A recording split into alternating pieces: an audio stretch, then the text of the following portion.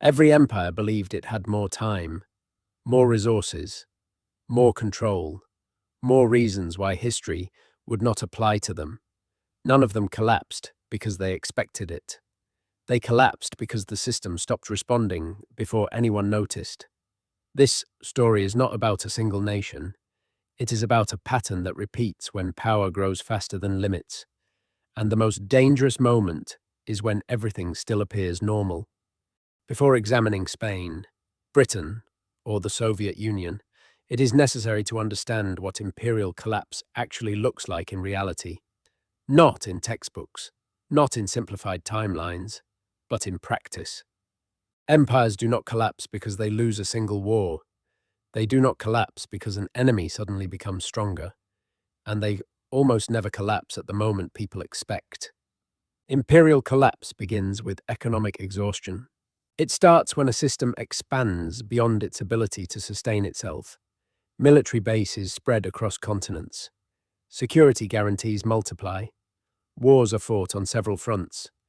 Political promises accumulate faster than resources can support them. At first, none of this appears dangerous. The currency still functions. The military still wins battles. The government still pays its bills. The appearance of strength remains intact. But underneath that surface, the structure begins to fail. Resources are no longer allocated toward productive growth. They are diverted toward maintenance of the system itself. Debt replaces surplus. Financial engineering replaces real output. The economy shifts from creation to preservation and eventually to consumption without replacement. At this stage, decline is almost invisible. Living standards feel stable. Markets remain confident. Institutions project control. This is why empires always believe they are different. The warning signs do not feel like warnings. They feel manageable. Then the acceleration begins. Allies quietly hedge. Trade partners search for alternatives. Rivals test boundaries. The reserve currency, once demanded everywhere, begins to lose its unique role.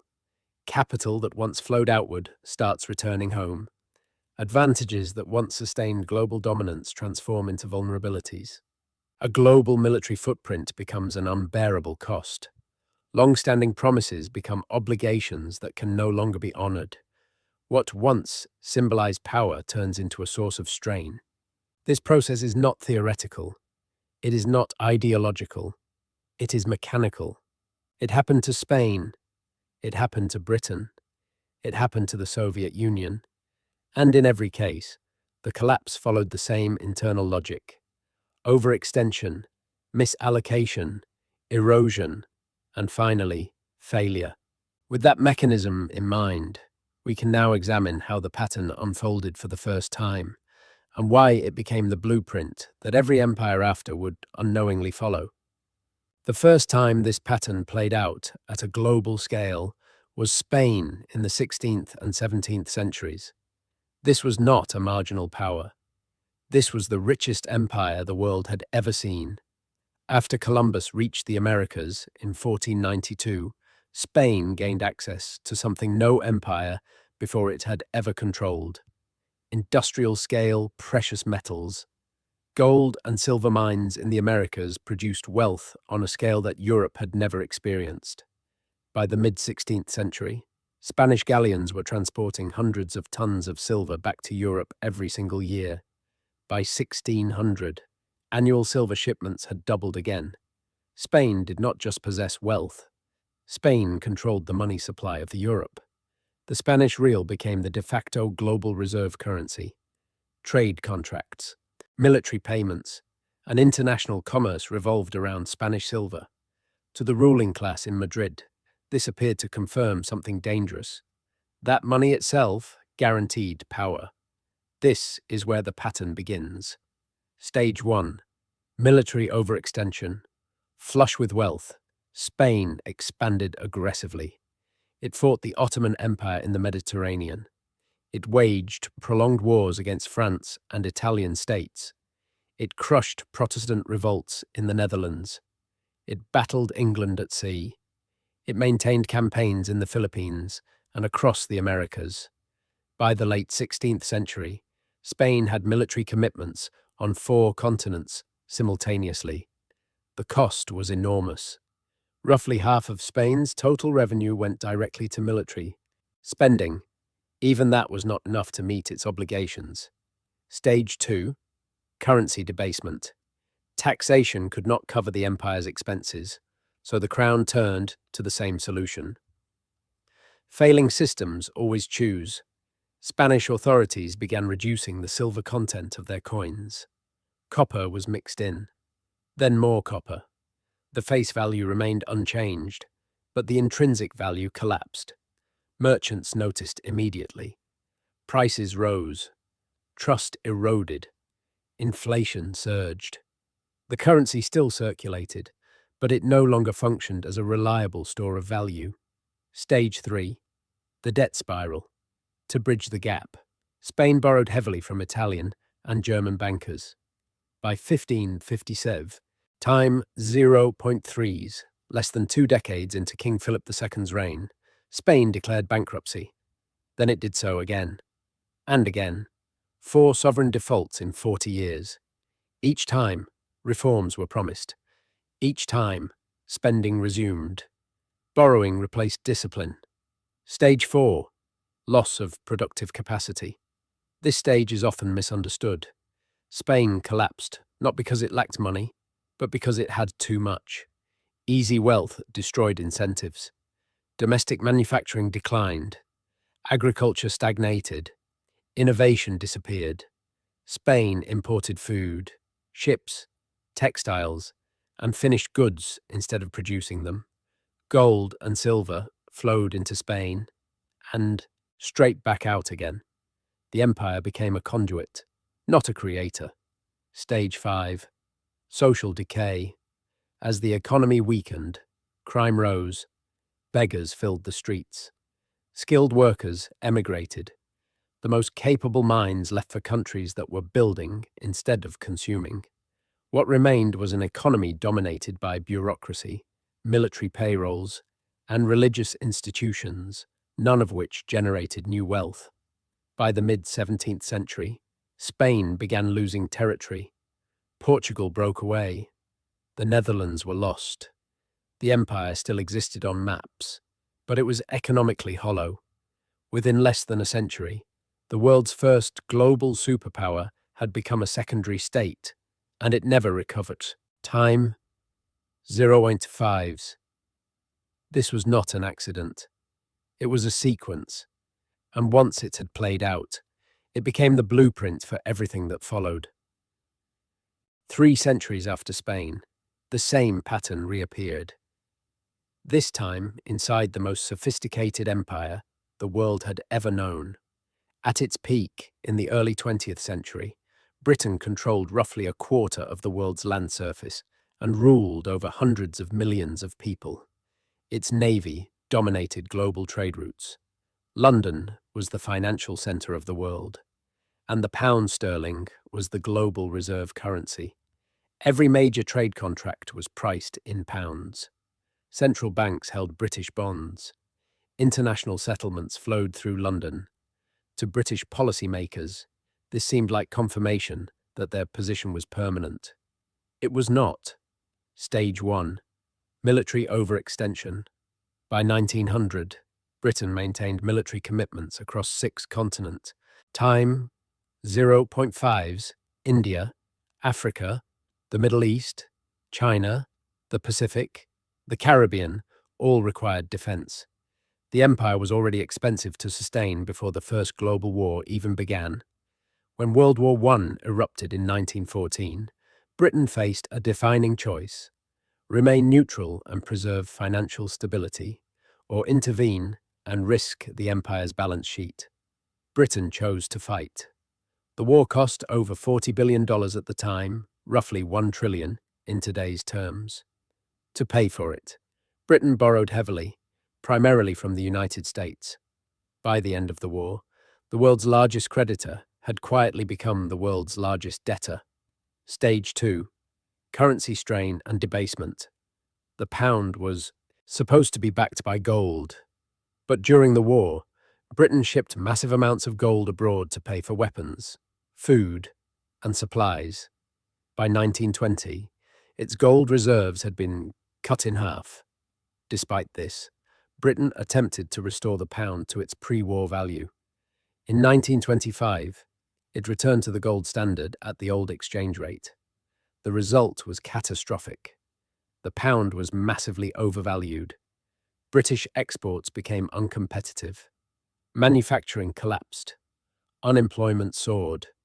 To defend the currency, interest rates were kept high, crushing the domestic economy. By 1931, the illusion broke. Britain abandoned the gold standard.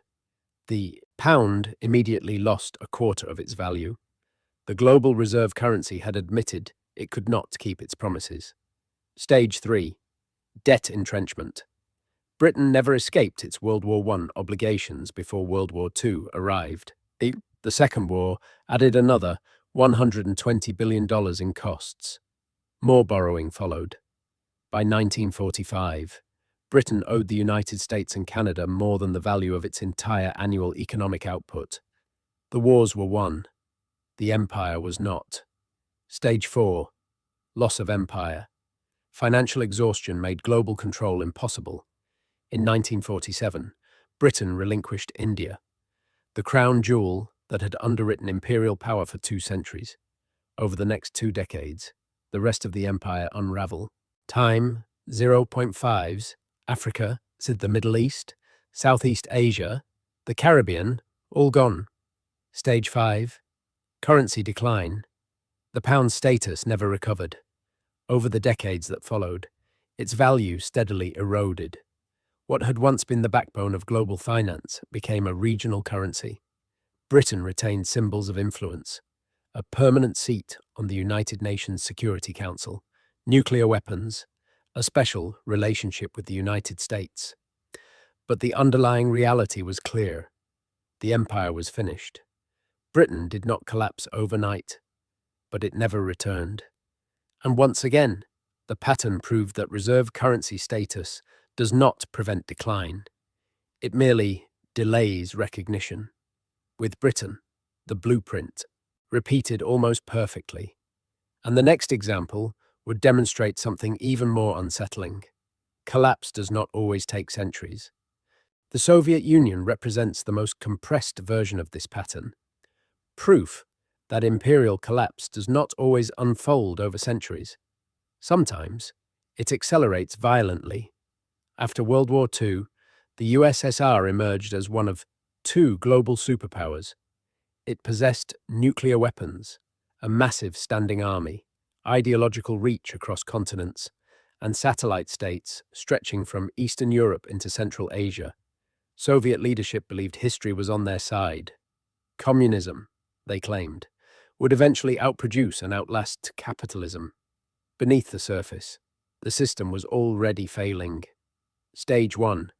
Military overextension. To compete with the United States, the Soviet Union devoted between 15 and 20% of its entire economic output to the military. This was not a temporary surge. It was a permanent commitment. Tanks, missiles, troops, submarines, nuclear arsenals, all had to be maintained continuously.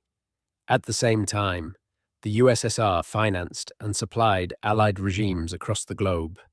Afghanistan, Cuba, Vietnam, North Korea, Syria, Angola, Ethiopia. Wherever American influence appeared, Soviet resources followed. The strategic footprint expanded far beyond what the underlying economy could support. Stage 2. Economic stagnation. By the 1970s, Soviet economic growth had stalled. Central planning suppressed innovation. Factories met quotas but produced unusable goods. Agriculture failed repeatedly. Despite possessing some of the most fertile land on Earth, the Soviet Union became dependent on imported grain. Oil exports masked the problem for a time. High energy prices generated foreign currency, allowing the system to limp forward. But nothing structural improved. Stage 3. Currency failure. The ruble was never a true international currency. It could not be freely exchanged. Even Soviet citizens did not trust it. When possible, dollars were hoarded. Foreign trade required payment in gold, oil, or hard currency because no one wanted rubles.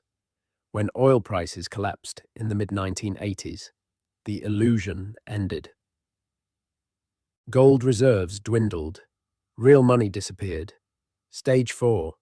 Loss of empire. In 1989, the Berlin Wall fell.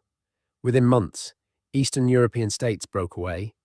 Poland, Hungary, Czechoslovakia, Romania, East Germany, decades of strategic depth vanished almost overnight.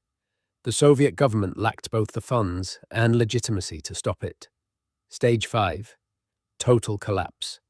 On December 26, 1991, the Soviet Union ceased to exist.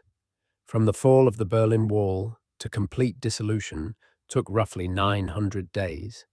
There was no invasion, no decisive war. The military went unpaid. The government stopped functioning. The currency became worthless. A superpower armed with tens of thousands of nuclear weapons collapsed from internal economic failure alone. The sequence had played out again, faster, but unchanged. And with 3 completed examples, the pattern was no longer historical curiosity. It was a warning, because the same sequence was already unfolding once more. This time, in real time. With the pattern established, the final step is comparison, not speculation, not prediction. A direct stage-by-stage alignment. The United States is not approaching this sequence. It is already inside it. Stage 1. Military overextension. The United States maintains more than 750 military bases across roughly 80 countries. American troops are present in over 150 nations. Defense commitments span Europe through NATO, East Asia through Japan, South Korea, and the Philippines, the Middle East, and multiple maritime choke points simultaneously.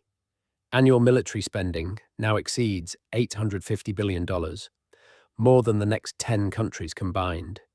Even at that level, readiness is declining.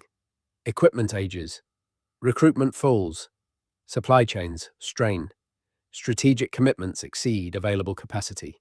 If multiple flashpoints ignite at once, the system cannot respond everywhere. Overextension confirmed. Stage 2. Currency debasement. In 1971, the gold window was closed. The dollar became a pure fiat currency. Since 2000, the money supply has expanded dramatically. Since 2020 alone, more than $6 trillion have been created. The dollar has lost roughly 98% of its purchasing power since the end of gold convertibility. The mechanism differs from Spain's coin debasement, but the outcome is identical. Value is diluted. Trust erodes gradually. Debasement. Confirmed. Stage 3. Debt spiral. United States federal debt now exceeds $36 trillion, roughly 120% of gross domestic product. Interest payments approach $1 trillion per year, surpassing defense spending. Deficits persist even during economic expansion. Borrowing is used to service existing obligations. New debt pays interest on old debt.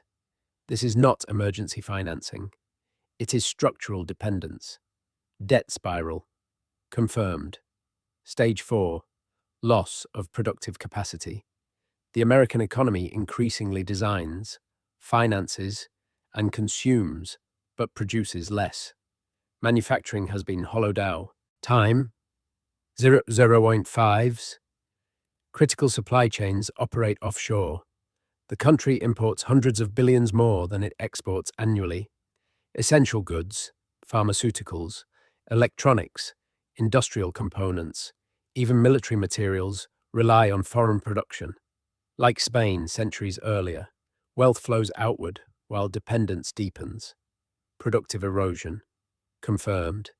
Stage 5. Social decay. Institutional trust has collapsed. Crime rises. Homelessness expands. Drug overdoses claim tens of thousands of lives annually. Fertility rates fall. Political dysfunction prevents coherent reform. The system continues to function, but belief in it does not. Social decay confirmed. 5. Stages completed. The Soviet Union reached this point shortly before implosion. Britain reached it before irreversible decline. Spain lingered longer, but never escaped. The United States is now at the same position in the sequence. What remains are the final two stages, the ones that determine whether decline becomes collapse. The final stages of the pattern are the most dangerous, not because they are mysterious, but because they unfold quickly once they begin. Stage 6. Loss of reserve currency status. This stage does not announce itself with a single event. It begins quietly. Allies diversify reserves. Trade contracts shift currencies. Central banks accumulate gold instead of government debt. Bilateral agreements replace multilateral systems. These moves are rational. They are not ideological. They are responses to risk. As reliance on the dollar decreases, the surplus of dollars held abroad begins to return home. What was once absorbed by global demand floods the domestic system. Inflationary pressure rises. Financial stability weakens. The advantages of reserve currency status reverse. Early signals are already visible. Emerging economies explore alternatives. Energy trade experiments with non-dollar settlement. Strategic rivals reduce exposure. None of this collapses the system overnight, but it changes its direction. Stage 7. Collapse. This is not gradual decline.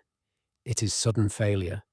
When reserve currency demand breaks and debt obligations can no longer be financed, confidence disappears. A currency crisis triggers a debt crisis. A debt crisis triggers a political crisis. Institutions freeze. Markets seize. Trust evaporates. History shows that once this stage begins, there is no controlled landing. The Soviet Union vanished in 900 days. Britain lost its empire within a generation. Spain unraveled over decades. But the end was the same. Collapse is not managed. It is endured. At this point, reform arrives too late. Adjustments that could have worked in earlier stages fail under the weight of accumulated constraints. Options narrow. Choices become reactive. The system enters survival mode. The pattern does not dictate exact dates. It dictates sequence, and sequence determines outcome. 3 empires followed this sequence in full: Spain, Britain, the Soviet Union. Each believed its situation was unique. Each believed its power structure was too advanced, too entrenched, too essential to fail. Each believed the rules applied to others, not to them. They were wrong every time. Exceptionalism does not interrupt structural limits. Technology does not erase fiscal math. Global influence does not neutralize debt. Reserve currency status does not override incentives. When an empire completes the early stages of the sequence, the later stages are no longer optional. The pattern is not ideological. It is mechanical. You cannot spend beyond productive capacity indefinitely. You cannot maintain global commitments without surplus. You cannot debase a currency without consequence. And you cannot complete stages 1 through 5 and then choose to stop. The only variable history allows is timing. Maybe the window is a decade.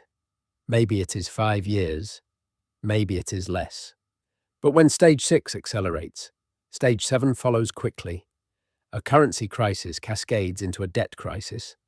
A debt crisis fractures political legitimacy. What once felt permanent collapses faster than anyone expects. Empires do not end with drama. They end with disbelief. Spain became a memory. Britain became a museum. The Soviet Union became a footnote. Each left behind monuments, stories, and warnings ignored until it was too late. The answers are not hidden in the future. They are written clearly in the past. And the pattern has never broken itself. It only waits for the next system to repeat it.